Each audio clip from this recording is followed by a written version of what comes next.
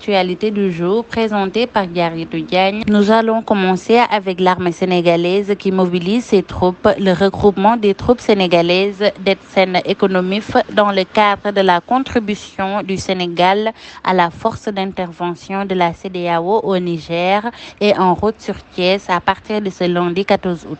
Les troupes seront composées de personnel d'état-major et d'éléments d'Etsen.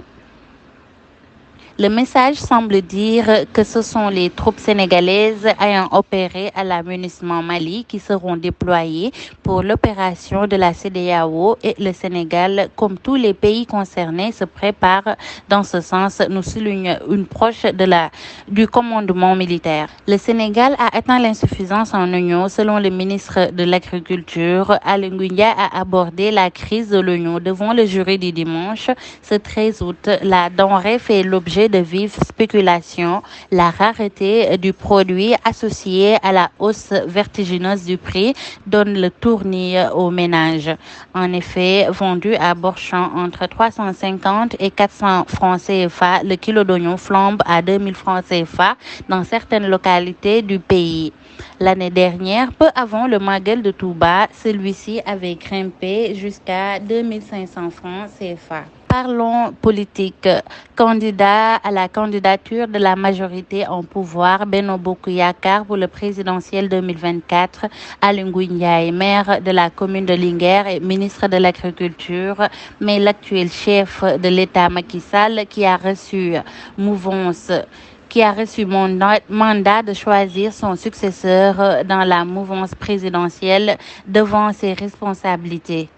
Invité du jury du dimanche, l'ancien ministre de l'Intérieur a clairement indiqué qu'il n'est pas prêt à remettre au lendemain sa décision de priguer sa suffrage des Sénégalais le 25 février prochain.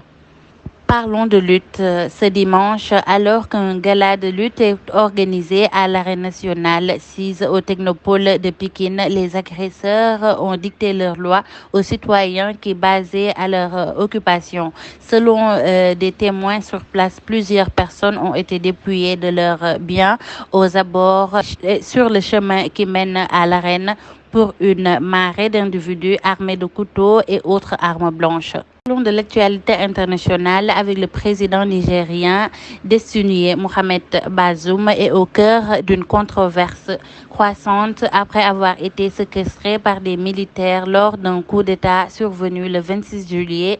Les pichistes qui ont rapidement instauré un gouvernement en cette période tumultueuse ont récemment des accusations de haute trahison à l'atteinte à la sûreté du pays et l'encontre du dirigeant déchu. Nous allons boucler cette actualité avec le sport. L'équipe nationale masculine de basketball qui va jouer ce lundi à Lagos contre son homologue du Nigeria, son premier match dans le cadre du tournoi pré-olympique de la zone Afrique. Merci de nous avoir suivis. Nous vous donnons rendez-vous demain.